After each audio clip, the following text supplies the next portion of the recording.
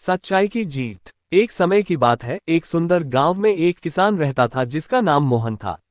मोहन न केवल अपने खेतों में मेहनत करने के लिए जाना जाता था, बल्कि उसकी ईमानदारी और सत्यनिष्ठा के लिए भी प्रसिद्ध था। मोहन का एक पड़ोसी था, रमेश, जो बहुत ही चालाक और धोखेबाज था। रमेश हमेशा अपने स्वार्थ के लिए दूसरों को धोखा देता था। एक दिन रमेश ने सोचा कि अगर वह मोहन को फंसा सके तो उसके खेत भी हड़प सकता है। उसने एक योजना बनाई और गांव के सरपंच के पास गया। उसने सरपंच से कहा कि मोहन ने उसके खेत से सोना चुराया है। सरपंच ने दोनों को बुलाया और पूछा, क्या ये सच है, मोहन? मोहन ने साफ साफ कहा, नहीं सरपंच जी, मैंने कभी भी ऐसा नहीं किया। सरपंच ने तय किया कि सच्चाई का पता लगाने के लिए दोनों के खेतों की तलाशी ली जाएगी।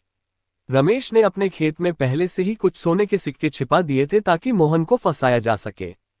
तलाशी के दौरान सरपंच को रमेश के खेत में सोने के सिक्के मिले और उसने मोहन को दोषी ठहराया।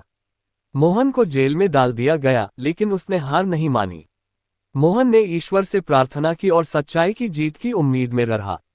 कुछ दिनों बाद गांव में एक बहुत ही बुद्धिमान व्यक्ति आया।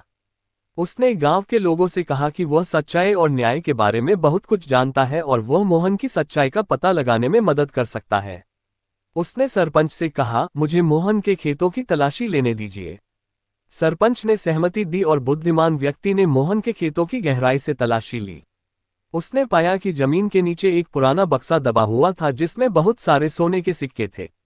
इस बक्से पर मोहन के पूर्वजों का नाम लिखा हुआ था। बुद्धिमान व्यक्ति ने सबको बताया कि मोहन के पूर्वजों ने ये सोना यहाँ छिपाया था और मोहन निर्दोष है।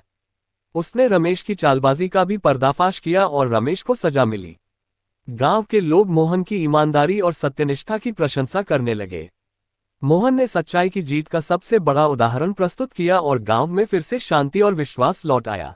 हेलो दोस्तों, कैसा लगा आपको कमेंट में जरूर बताइएगा। अगर अच्छा लगा तो लाइक, कमेंट और शेयर कीजिए। इस चैनल पर आप नए हैं तो सब्सक्राइब जरूर कीजिए। धन्यवाद।